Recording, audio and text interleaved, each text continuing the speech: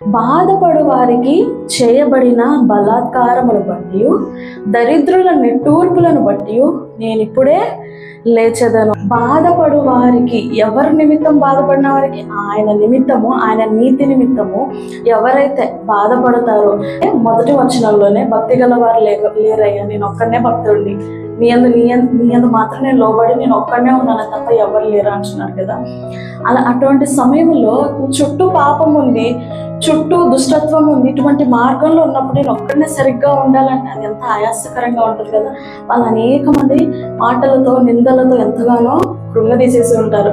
అందుకే ఈ మాట తెలియజేయబడుతుంది, బాధపడు వారికి చేయబడిన బలాత్కారమును బట్టి, దరిద్రుల నిట్టూర్పులను బట్టి నేను ఇప్పుడే లేచెదను. హల్లెలూయా. మన దేవుడు మౌనముగా చూస్తుండేవాడు కాదండి. మనము గ్రహించవలసింది ఏంటంటే, ఈరోజు చాలా మంది అనేక పాపాలు చేసి తప్పులు చేస్తూ కూడా ఎంతో లగ్జరీ లైఫ్ లీడ్ చేస్తున్నారు. వాళ్ళెందుకు ఇలా ఉన్నారు? నేను దేవుని మీద నమ్మకంగా ఉన్నానే, ఆయన నీతిని అనుసరిస్తున్నానే, ఆయన చెప్పిన ఆజ్ఞలను పాటిస్తున్నానే, ఆయన నా బ్రతికెందుకు ఇలా ఉందని చాలా వరకు నిరుత్సాహం చెందుతాం కదా. కానీ దేవుడు అంటున్న మాట ఏంటంటే, మనకు తగిన సమయం ఆయన ఫలమిచ్చడానికి ఆయన సిద్ధముగా ఉన్నాడు. నీతి నిమిత్తము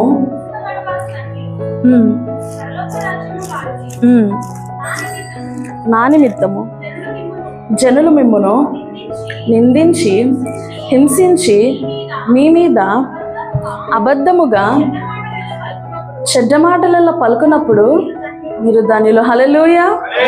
ఇక్కడ ఏమంటున్నారండి? నీతి నిమిత్తము హింసింపబడు వారు ఏ లెక్కలో ఉన్నారండి? ధన్యులు లెక్కలో ఉన్నారు. మనమందరం ధన్యులమా? దేవుని విషయం కొంచెమైనా చెమట కాల్చిన వారంగా ఉన్నామండి. దేవుని పని నిమిత్తము కన్నీరు కార్చే వారంగా ఉన్నామండి. ఒకరి బాధ నిమిత్తము కడుపు మార్చుకొని ఉపవాసములు దేవుని పాదాలని గోజాడే వారంగా ఉన్నామండి. దేవుని కొరకు ఏం చేసి ఉన్నామండి ఒకసారి ఆలోచిద్దాం. ధన్యుల లెక్కలో మనం ఉండాలంటే దేవుని నిమిత్తం మనము ఏం కలిగి ఉండాలండి? హింస పొందాలి.